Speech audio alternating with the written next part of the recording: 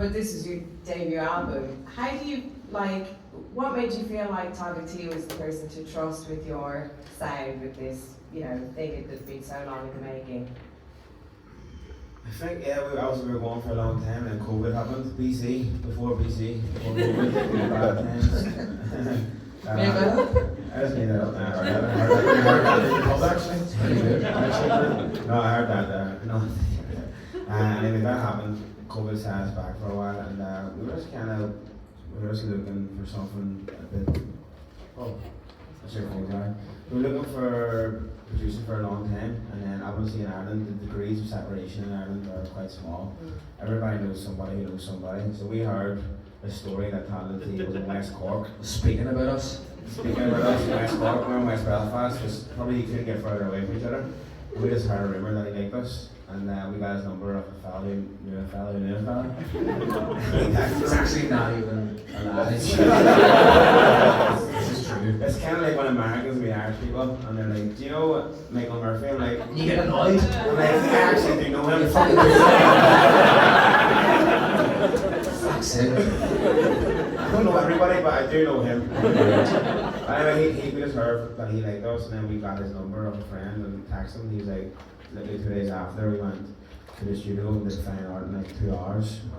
The song, not the album. Not that good. Chill. And we finished the first track, and then we just asked him when he'd do the album with us, and he was like 100%, and that's how it all kicked off. But him specifically, because you must have been quite protective over, you were huge in Belfast and, well known there, and you obviously knew that your stuff had potential, so to hand it over to a producer you hadn't worked with before, was it just that you clicked and he understood what you're trying to do, or what was it? We were fucking gagging for it as well. We'd been writing for 2 years, and we were it's just bouncing off walls at this point. It was like firing a song in a handball alley. That's not a bad analogy, actually. It's alright. Actually, I'm Fraven. You're asking me a general knowledge about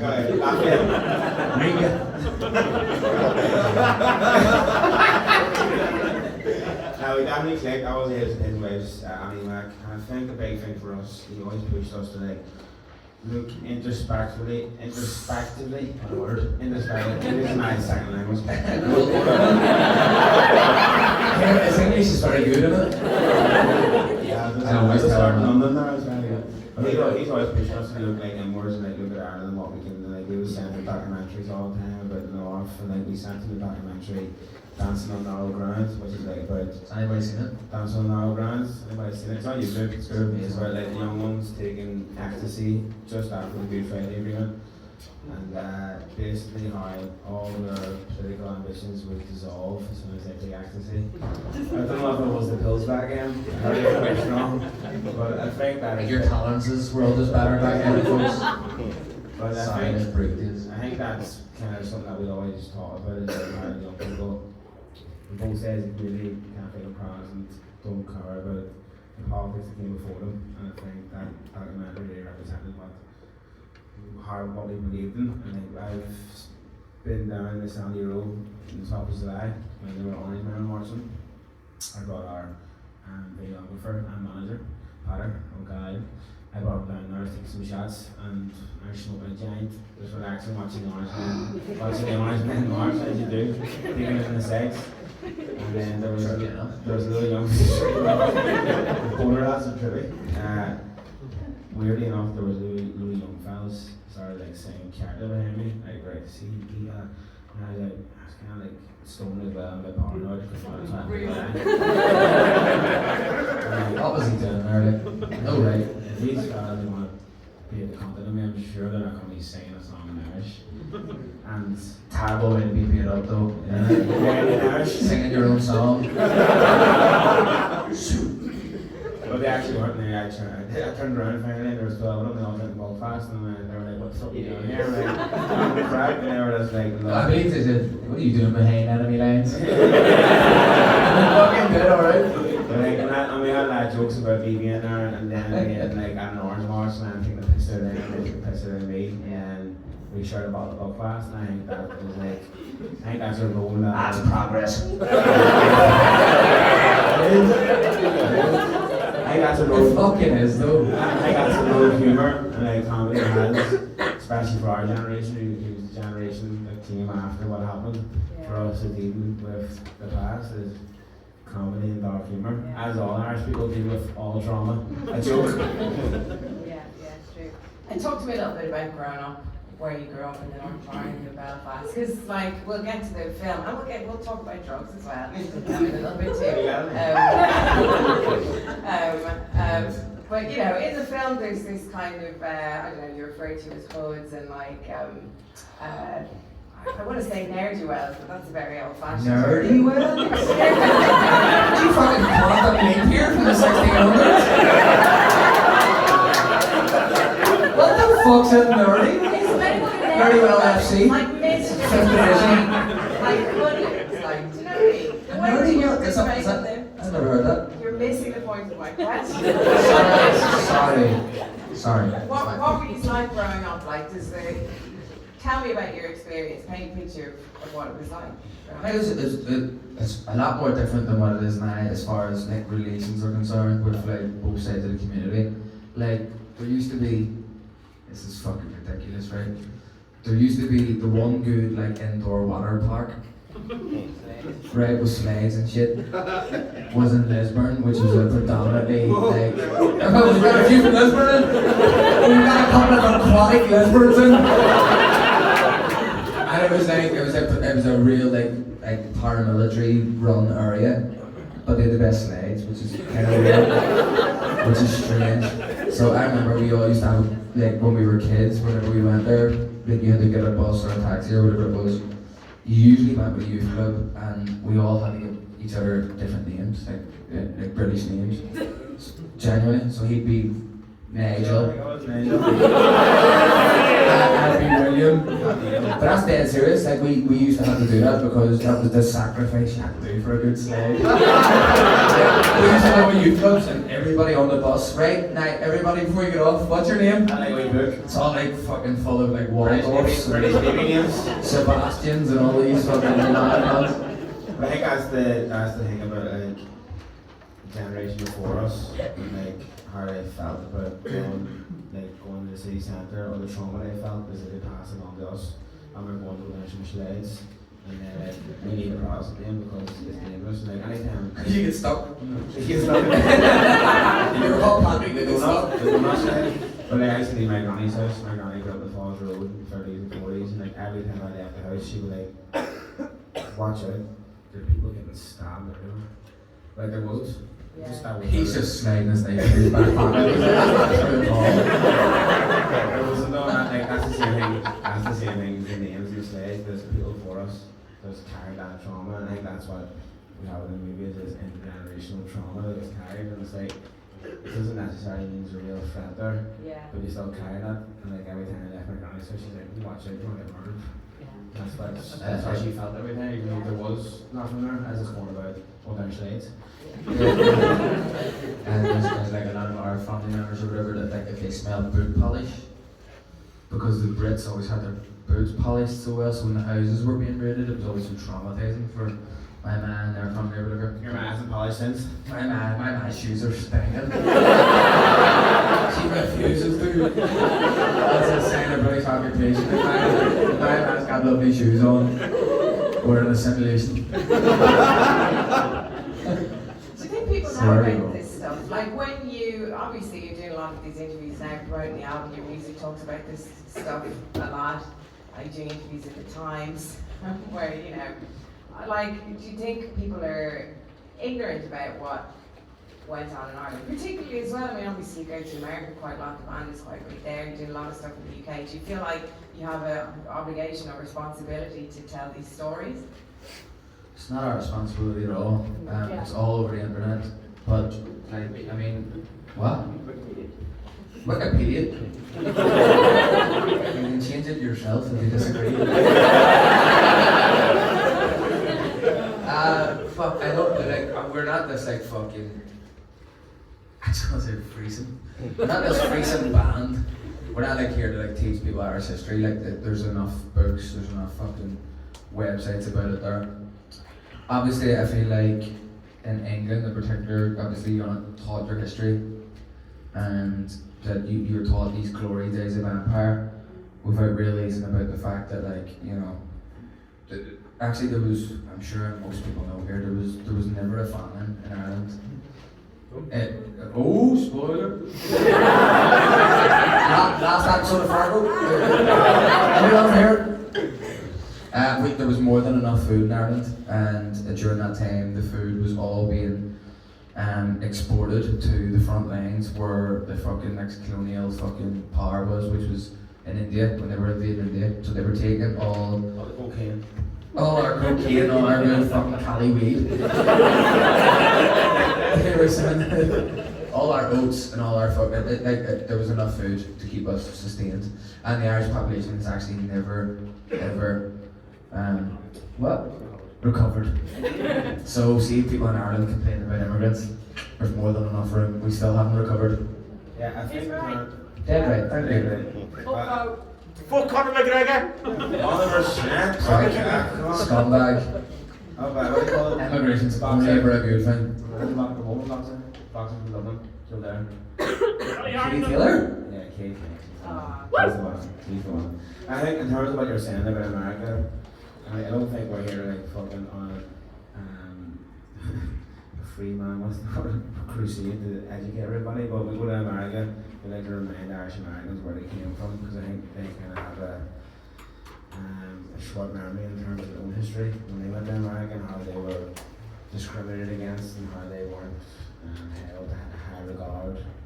And then all of a sudden they got the position of power, they were not a policeman in Boston and all that stuff. And all of a sudden they became quite conservative and maybe a little bit racist.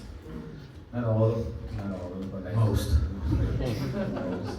But I need to remind them, like, that's why Ireland especially is quite vocal about Palestine, because I think we understand, we've seen this happen before, we've seen colonisation, we've seen imperialism.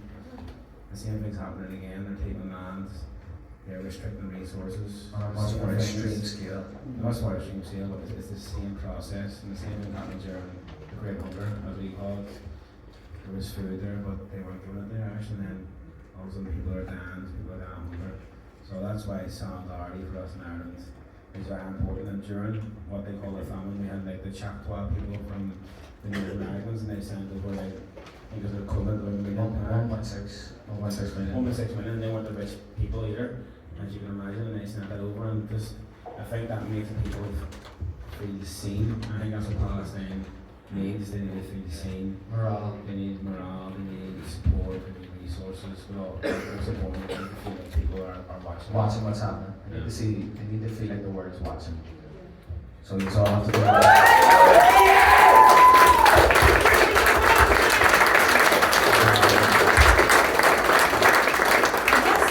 I guess that's kind of what I mean when I talk about it being an obligation or a responsibility. You know, it's not necessarily something you've opted into, but it is something that you guys talk about a lot. You know, in like promoting your music or events like these or whatever. So you must feel some sense of, because a lot of people, even just, you know, what you're talking about your grand's experiences.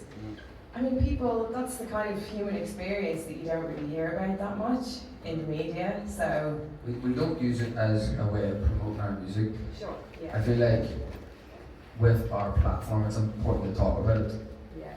So I feel like just to flip that there, we're not using this to fucking, because if anything at this point, like in this industry, if anything it's a more taboo subject, like, you know, and people are like losing gigs or whatever over it. So we're not trying to fucking promote it from it. I just feel like with our platform it's important, and I feel like anybody who has a platform in any way, it's important that they mention it. I think obviously we had like an extra 100 years of colonisation or British occupation, and like the establishment of the northern state was very brutal. There was gerrymandering, there was pogroms, there was like more refugees coming from the north than any other time down south. And I think that's why we feel like we should talk about this stuff, because even though it's changed now, it's different now, but the stories we grew up on, our childhood stories, my granny told me, my dad told me, like my dad going to school when he was 16, and the Brits would search him, pat him down, get his fucking school bag, empty it out in the street. And that's what he went for every day. I think these small things that kind of stay with us, and that's why we feel like we want to use this opportunity we have now to kind of help other people, because you need people who want really kind of similar kind of experience. Yeah. And we're all going through this feeling like where's the fucking word? How is this allowed to happen in modern day? Like, you know what I mean? In Belfast, like a modern city, like our parents were allowed to be fucking tortured the way they were. It's ridiculous. Can we talk about the use of Irish as well? I mean, my Irish is terrible. Yeah, here we go. Brilliant. Tá KNEECAP in Agilum, Stock, Rough Trade, Liverpool, agus tá siad Colin. Montreal is Guala Montreal, agus please stop. But you know, like, it must be having an impact. Like, even me, I feel like I want to start putting like a song that, like, by my email signature, which is like something I never would have thought of before, because I'm older than you guys when I was in school.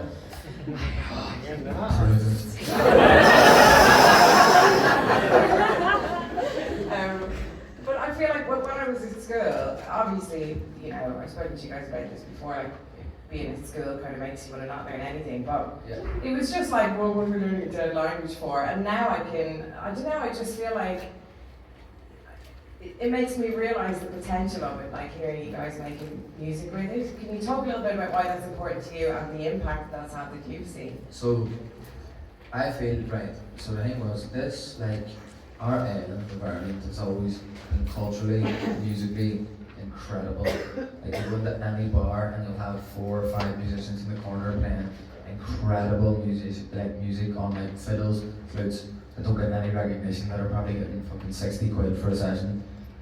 We have just never had that recognition, and I feel like all of a sudden now Irish people and Irish culture is maybe having a moment, and I feel like we've maybe just come at the right time as well.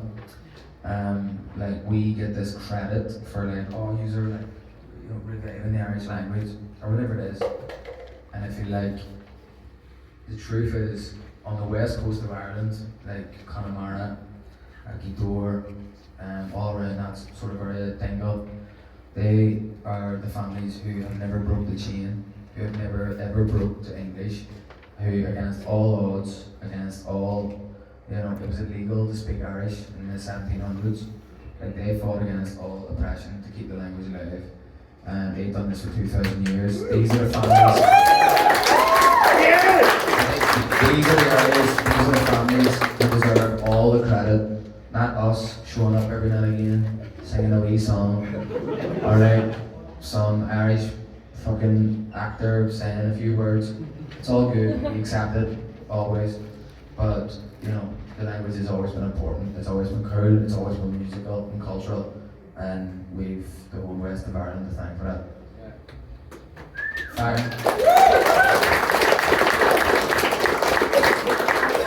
The impact, because we'll talk about the film in a minute, but there's this bit in the film where someone comes up to you backstage before you go, and that, you know, she's attempting to speak to you in Irish, and she credits you with the fact that she's, you know, trying to learn to speak Irish. Have you seen an impact like that from using it in your music? Yeah, well, our director, who's an English fella called Rich.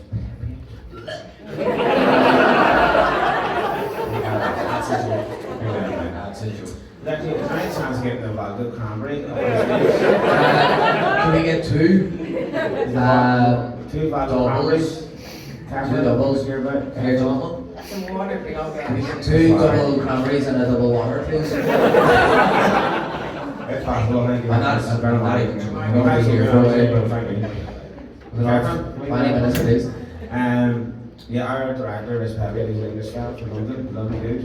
And he started going to Irish classes during the filming, and he went to one of the classes, and he, like, everybody was asking everybody, like, why you had the Irish class. I think there was 20 people there, and like maybe 8 of them or 10 of them said they were there to try and learn our lyrics.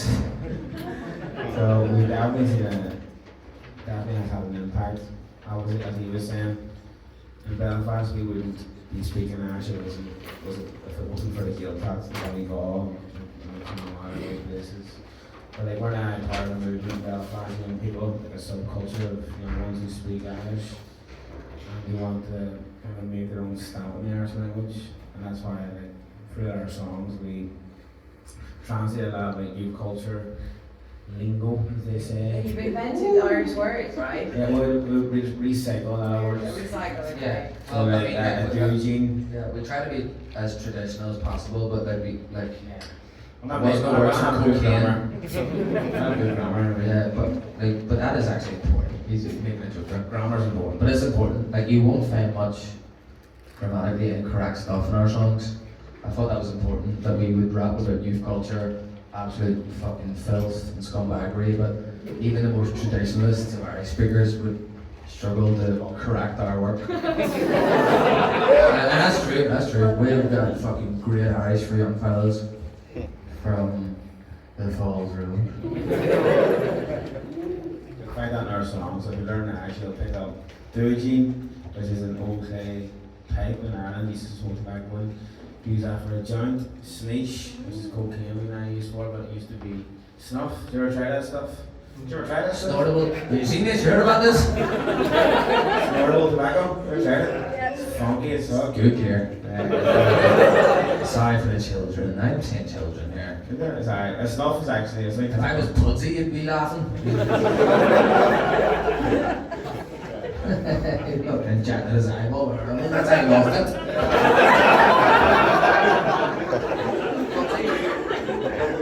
Pudsey. You're being mad. You know what I'm talking Not talking about about. what's going on for fun. You ran out of veins.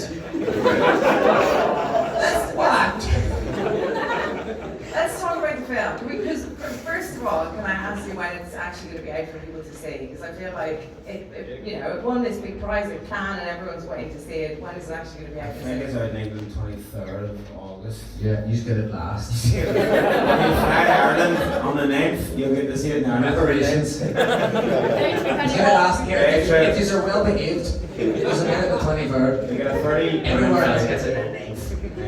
30 pound flight at Belfast. I'll go to America in a second. But I think it's 23rd of August. It's 23rd of August here, yeah. 9th in Ireland, 2nd in America. So get a VPN. I'm there far stick near you. The director got in touch with you, right? He persuaded you to make this film. How did he pitch it to you? Yeah, well, he came to one of our gigs. You gotta be a star, kid. He came to one of our gigs, and I think he was trying to approach us, like emailed us for like 4 or 5 months. And we just kind of ignored him because Use English. yeah, well, we're kind of skeptical of English people trying to profit off the Irish.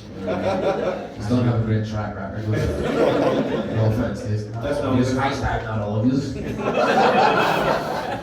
We would have those people contacting us being like, I want to do this like documentary or do this short movie or do this like series and we're like, cool, what's your plan? He's like, I don't have any plan, just like no money or no plan, and we kind of stopped answering people because there's like these guys obviously mad fuckers.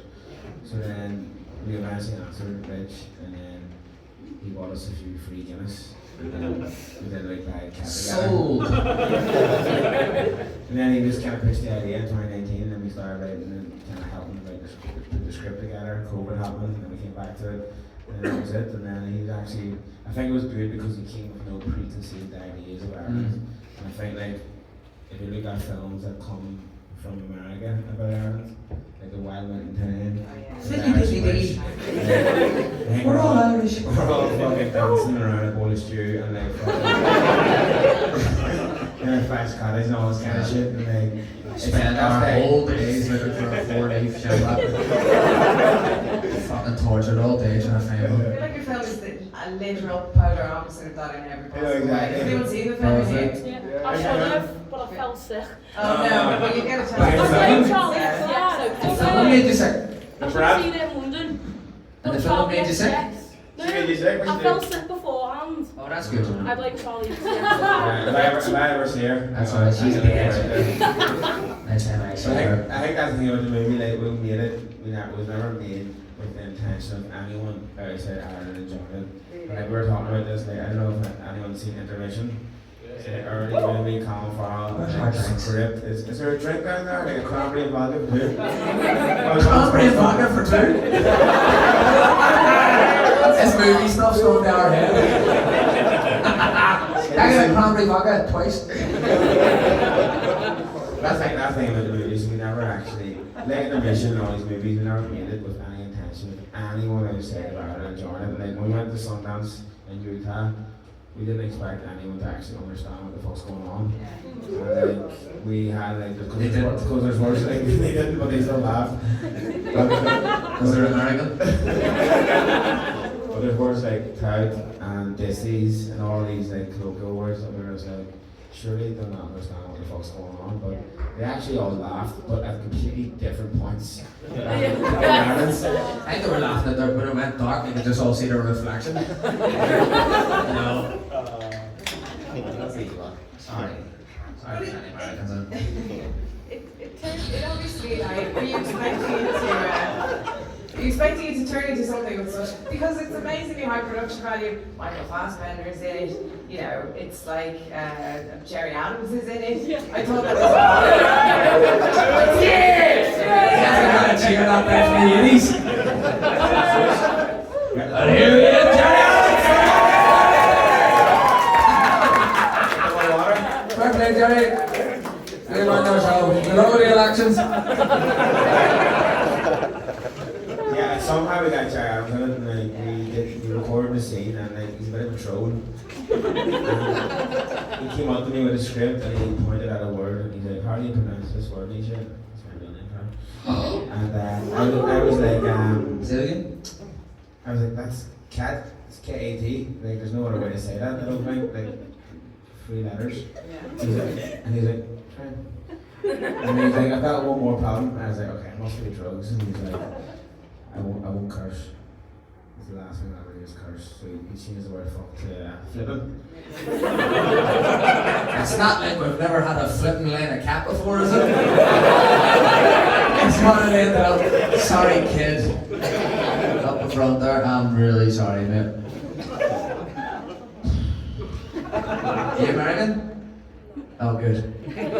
What's the rating on the film? It's 18. No, actually, it got 16 down south. Because there's drugs and there's sex in it. There's not a lot of sex in it.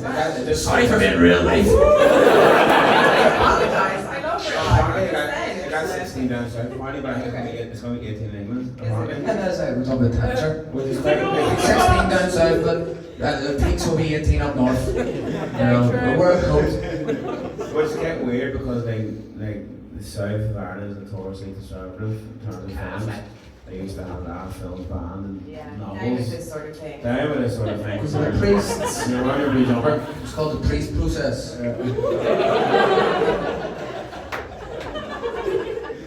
I got one week left. Happy days. VIP, free drinks on him. Okay, let's talk about drugs. Should we talk about drugs? Because I was quite No. We discussed this backstage, and you said you were comfortable talking about drugs with all these people. We don't have But to do it, I but was- it is I was in the just film coming up quite at the a lot. time. You've already referenced them quite a lot in the conversation out of context, so I feel like this is the moment to talk about them. What I want to know. Okay. 40 for one. They're going to be 30 for one, 50 for two, right? Is the film Butter.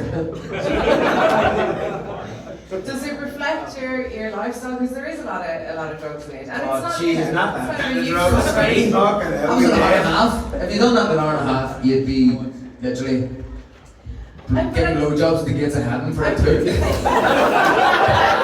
more being this sort of liberated attitude towards it, all that stuff. No, And the sort of what we do is social aspect. Extreme versions of everything. That's what we do. Like the fact is, see in Ireland, there's such a taboo conversation around drugs, right? What we do is extreme versions of everything, like South Park would do. Like that's so ridiculous that no person in the world could agree with it. But what will happen is people will come up and say, "I disagree with this," and then other people will come up and say, "Well, here's what they're trying to do," which is great. And I that's half my job. No, but there's such a taboo thing that like I feel like if you go to like Europe or like Berlin or whatever, there's such a conversation around KitKat or Berghain or whatever else is all there, right? That you're able to have this conversation around drugs, and like in Ireland because it's so taboo that like people don't know, people my age and like when I was a bit younger, people didn't know like if you're prone to seizures, you shouldn't take MDMA. You shouldn't drink too much water if you're taking MDMA. So they're shit. They're shit. So we didn't know this. And like there's so many avoidable deaths where I'm from because people aren't willing to talk about this. And like we're not fucking we're not trying to tell people to take drugs. At the end of the day, people were taking drugs in our area long before us. We've just come along, we're making music of what's around us. And at the end of the day, if it creates a fucking conversation, which creates a dialogue about safe ways to do anything, then hopefully it's a fucking good thing. That's something. I think for a long time, especially where we're from, people being demonized for taking drugs, and I just don't think that's the way forward. I don't think there should be what's the word? Harm reduction and prohibition, all these things like that. All these things. I don't think it helps to keep people safe. Keep young people safe. I think if you're going to do drugs, which young people are, they should be taught how to do drugs responsibly and effectively. School learning. And school. And after school, you know. After school's club. Next time. Seeing festivals in Ireland, like it's very rare now. It's a very new thing for like drug testing. I don't know. I think it's maybe a bit more popular in England. Yeah. But we had it in one festival in Ireland, like all the cars would just stand outside the drug testing area and just fucking scoop you. It's just like a honey It's trap. just a honey trap. I mean, there's no one going near. They just take a risk. Yeah. But I think things like that there is a way for us to make young people safer because drugs are a thing. Yeah. People aren't going to stop taking them. Would you not all prefer, whether you have kids or not, that you knew that it was tested and they were taken safely? Surely, because you're not going to stop it anyway, regardless. Should be taken safely. It's one way to split a room anyway. Go back to the film. Can we talk about your acting? Because Yes. I mean, Of course you can. it's like, I know you've received many compliments about this already, but like the acting in it was fantastic, and you're there with Michael Fassbender, and you know people who are like seasoned actors. Did you have much training beforehand? He was just completely starstruck. When he seen us, he was just blown away. He was a huge fan. I cried like a wee girl. Nah, I'm joking. Now we did acting classes for like 4 or 5 months, Yeah.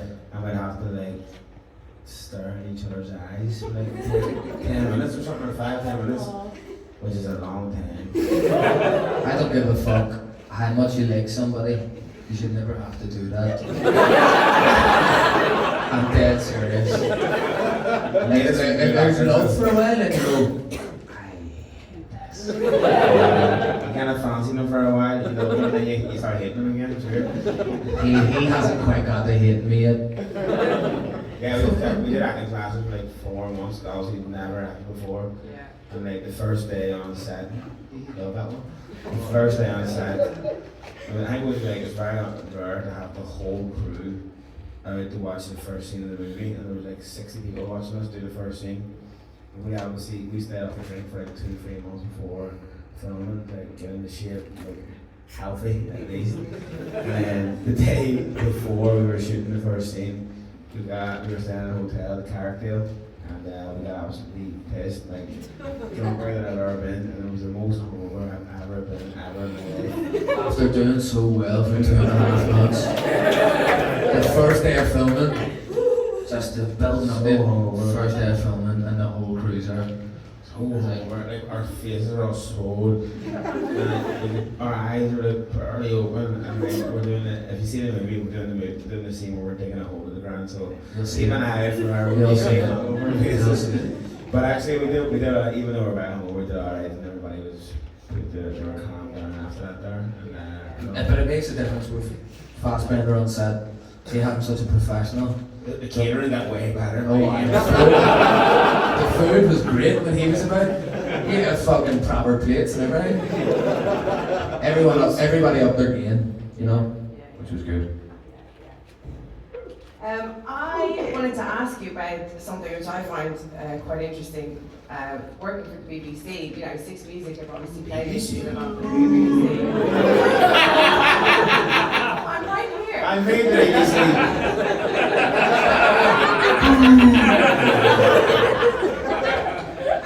Hashtag not all BBC. But obviously Six Music has playlisted your music. We're just recording a session the last time I spoke to you for Radio 1, you played on Radio 2. I cannot imagine, it's very rare, because the demographics are supposed to be so different, it's so rare that you'd have a band played on all three of those stations. It's amazing to me that KNEECAP are that band. I'm wondering, does that feel strange to you that you've been just co-opted by all of those different BBC, or is it just one other thing in this bad year that you have? Just shows that intimidation works. Next up, Radio 3. Yeah, Radio 3, Radio 4. I think it just goes back into the whole thing about Irish music has always been fucking good. Yeah. It's been good forever. It's just finally having a moment where it actually is like credible and legitimate. So I feel like if we're gonna be the wee driving force for it for a while, I'll take it. And I'll take those 0.006p a play. That's not even that's exactly what it is. You're welcome. You're welcome.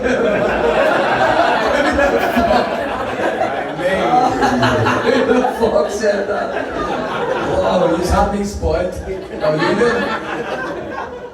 Alright, sorry. To me, it's like when I hear your music, especially like, you know, listening to the unedited album, it's not music that was designed necessarily to be played on radio. Obviously, the versions that they play on the BBC are radio edits. Does that feel like a compromise to you? Because I know that obviously it's in a film as well, you know, RDE wouldn't play your music initially because of all the drug references, etc.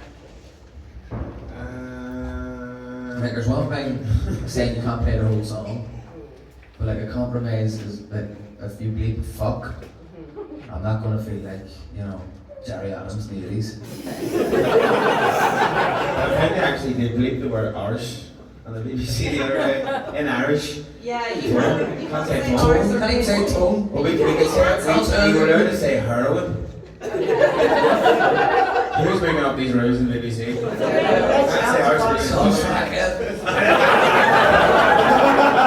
Begsy, throwing the fucking place buttons. Robert Carlyle, he's on off-com. I didn't mean to specifically inform the BBC. Generally about radio edits, because you know, obviously your songs have to get chopped up a bit to get played on the radio, which is part of, I guess, the more mainstream success that you're attracting. Yeah, I think we, for a long, we only got the radio like the last year maybe, and we didn't really rely on the radio ever. And like, I think in Ireland we realised that we knew some bands that would be heavily played in like a heavy rotation on RT2. I would hear their songs like 5 times a day, and then I'd see their gigs and there'd be 20 people there. So it didn't actually, you know, there was no weight there, and like we knew that we could build our own platform, Instagram, Facebook, and all these social media platforms to build our own fan base. And that I think radio is good because you can make a lot of money. Not off Radio 6, but if you get on radio. No point on 6, mate.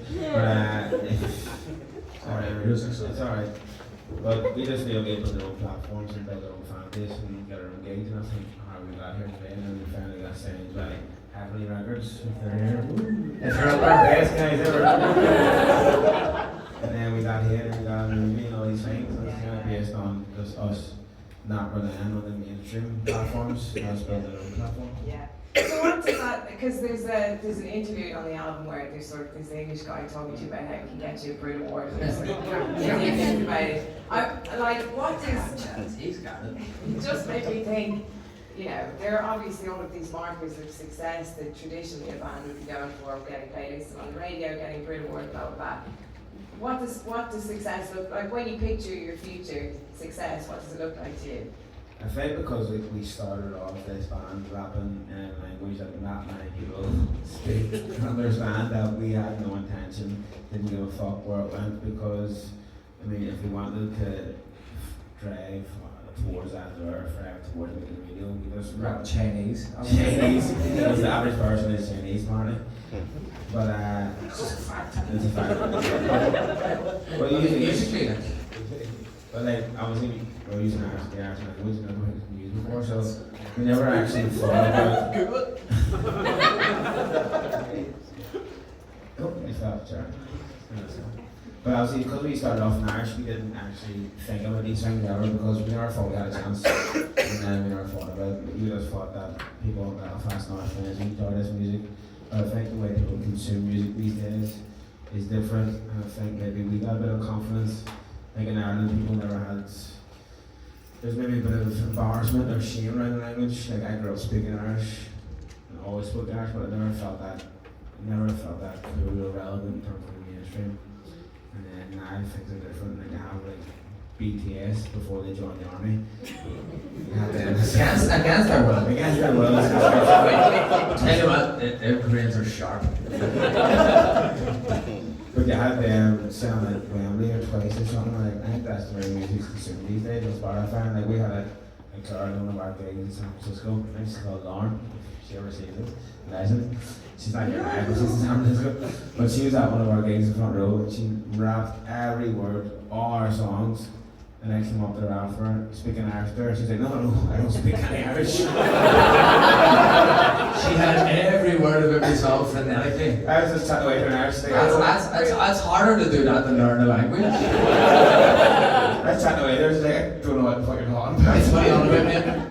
But I think that's the way music's consumed these days, and that I think gives a lot of confidence, and like in terms of us just sticking with the Irish and that kind of like maybe some people would think once you get popular we would go towards something that would be more mainstream, but we'll just stick to what we do. Yeah, Rapping in Irish. Yeah, absolutely. Alright, so See how that goes. we can go right to you guys now, if any of you have any questions. No hard ones. Yeah, is that? Yeah, okay, I've got a loud voice, it doesn't matter. How do you feel about most of like the music industry and in general being centred in London?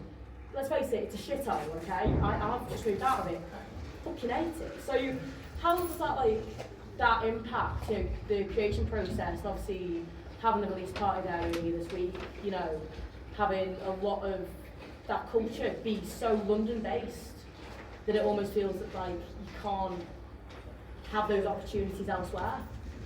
I love London. Genuinely, I'm sorry. Here, listen. As you can see me here, he's a clear shot.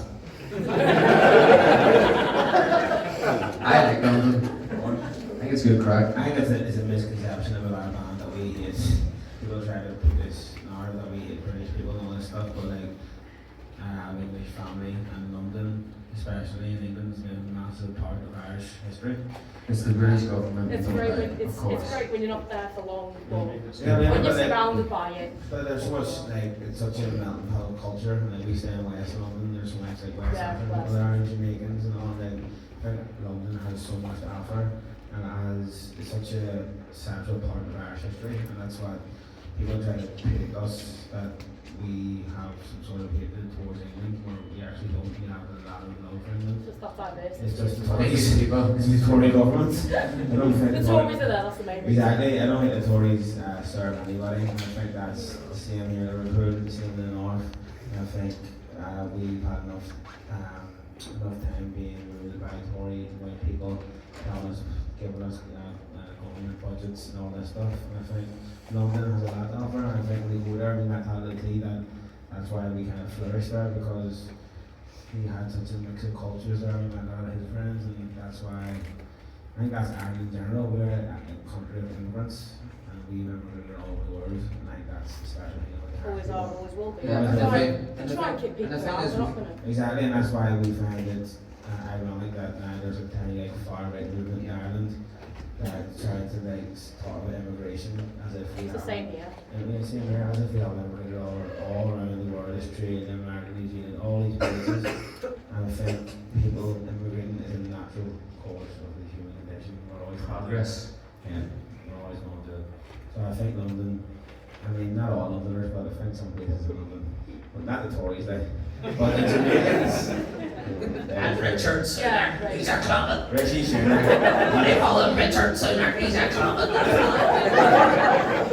I was just playing every one of my grandparents are. Yes, what pub did he take the reporter to?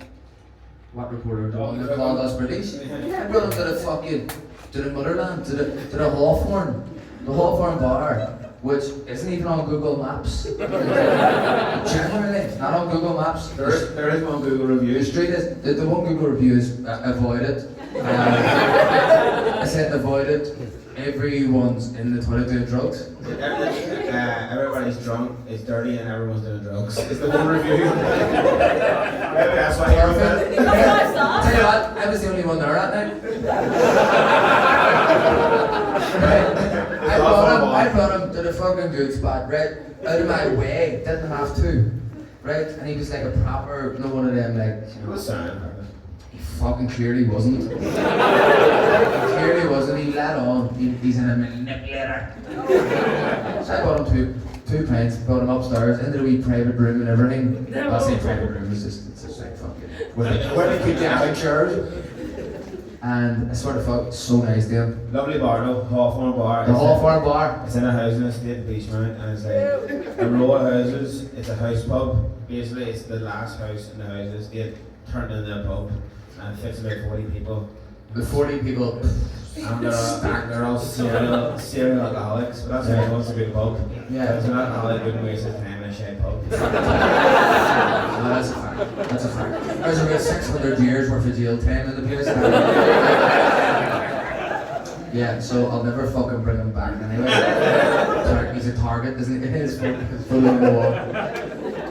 Brits are at it again. The Brits are at it again, as we always say. It's been 0 days from the Brits have been at it again. Fork found in kitchen. Fork or kitchen? Fork found in kitchen. It's expected. Fucking cracker. I'm gonna keep it. Fork found in kitchen. Call the Daily Mail. Where's EJ Broving? Where's DJ Proving? For you say that. Here's what you could have won! Nah, he's dead.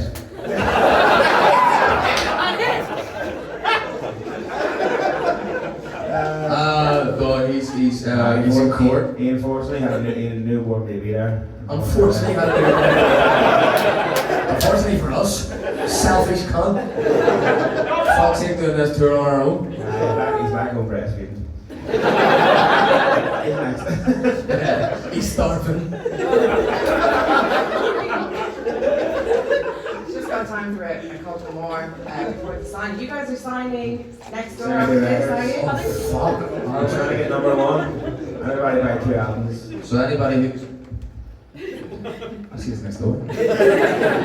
Couple more questions before we go next door. I'm so Yourself sorry. in front of you, mate. I just wanted to ask, like, how did it just feel like when on you sent you like? Delighted.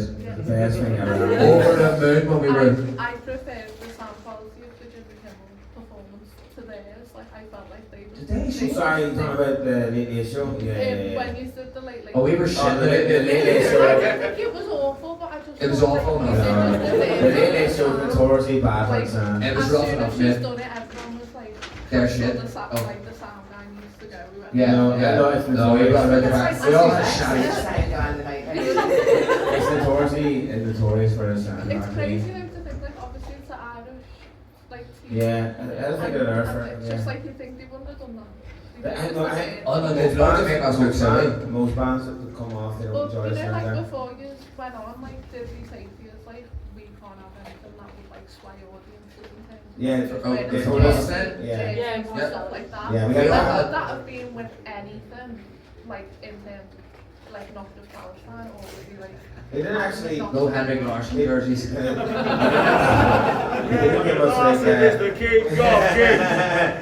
They didn't give us like. They didn't give us a speech in terms of what we were talking about. But we weren't badges about the past thing. They said they're not going to let us on stage. We're warning them. But in fairness to them, I don't know if this isn't out there, but they said if you put them on while you're on stage, we can't stop you. and they told us that obviously because I think deep down they all support us. I think Patrick Keeley support Palestine as well. Allegedly, probably. But that's the way it is. That's the way. Like the thing is, they can have a Ukraine flag on the nation. That's what I meant, like, you Yeah. showed other Yeah. things, and it was like, what's the Yeah, And it's for some mad. reason you're not a Palestine flag, but you're a Ukraine flag. I don't know. Depends how much points you can get in the Eurovision, probably. Yeah, but to be honest, after. Stay for Bambi!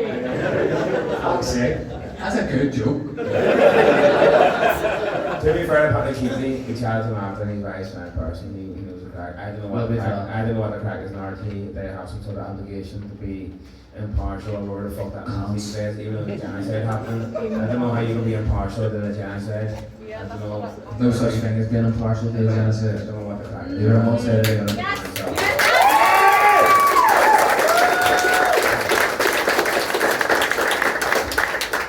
Maybe one more quick question before we go next door. Sorry, I said this would be 40 minutes and now What was the result? really give for like. What? When's your next gig, Liverpool? Next Yeah, game, Liverpool Liverpool. up in maybe November. November, is it? Possibly. That's Manchester. Catherine. Anfield. Ah, well, that's Manchester. Maybe Yes, man, that's shit. There's Where's a couple over Catherine? there. Where's Catherine Labels, you know? There's a couple going there. So the album is called Fine Art, Test the date. and so a lot of like fine art associate like people who look at things and judge things based on with this is good, this is bad, are quite posh people, and I'd like to say that it's just what I'd like to say to you is that you're putting working class people, no matter where they're from, to the front of artwork. You're Yes. yes. And also, guys, that's it. I'm working with Liverpool Irish Centre. If he's ever come in while I'm there, Free drink. I'll get you a pint. I appreciate that. I wasn't even question That's how we work at the end of the day. We'll get more away. This guy's going to pop in, sure. Alright, then. So now you're famous actors. When's the Famous? Oh no, we're not.